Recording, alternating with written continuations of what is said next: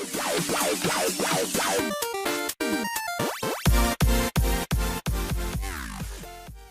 Friends, welcome to my channel kitchens मेला. आज आपण बनवणार आहोत शेव.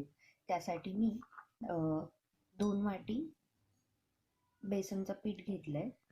इतकं बेसन या वाटीनी मी मेजर केलं आहे. 2 वाट्या घेतल्या. त्यासाठी 1 चमचा ओवा क्रश करून घेतलेला आहे. हाताने क्रश करून आपल्याला यामध्ये ओवा टाकायचा आहे.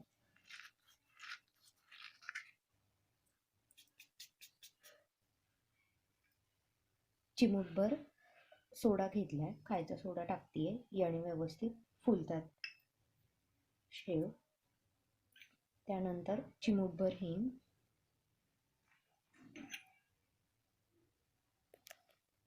1 ते 1.5 चमचा लाल तिखट, चवीपुरतं मीठ. आता या सर्व गोष्टी आपल्याला व्यवस्थित मिक्स करून घ्यायच्या कोरड्या असतानाच.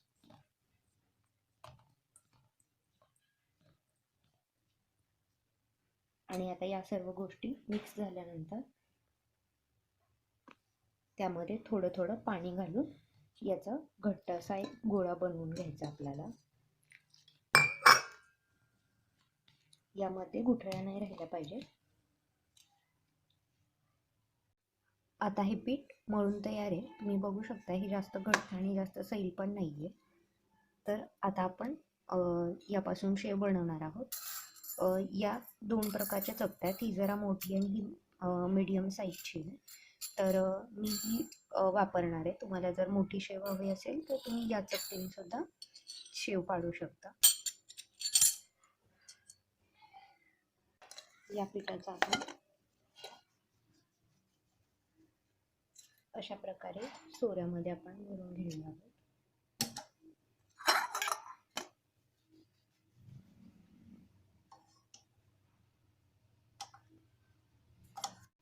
आणि आता हे यावरती बसवून घेतो.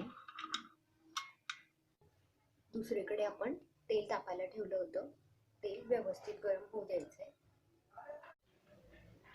तेल आता व्यवस्थित गरम झालेलं आहे. आता आपण सोऱ्याच्या साहाय्याने यामध्ये शेव पाडून घेणार आहोत. अशा प्रकारे आपल्याला याची शेव पाडून घ्यायची आहे. जास्त मोठं नाही बनवायचं आहे, कारण त्याला फ्राय व्हायला टाईम. आपण गॅसचा फ्लेम लो टू मीडियम ठेवणार आहोत. एक साईडनी हे व्यवस्थितपणे तळल्या गेले. आता दुसऱ्या साईडनी तळून मग आपण याला प्लेटमध्ये काढून घेणार आहोत. गोल्डन ब्राऊन होईपर्यंत आपण फ्राय करून घेणार आहोत. आता याचा कलर बघू शकता गोल्डन ब्राऊन झालेला आहे. आता आपण याला प्लेटमध्ये काढून घेणार आहोत. अशा प्रकारे उरलेला सर्व पिठाच्या शेव पाडून घेणार आहोत. तयार आहे आपली तिखट शेव. तुम्हाला जर माझा हा व्हिडिओ आवडला असेल तर नक्की लाईक करा आणि चॅनल सबस्क्राईब करायला विसरू नका. थँक्यू.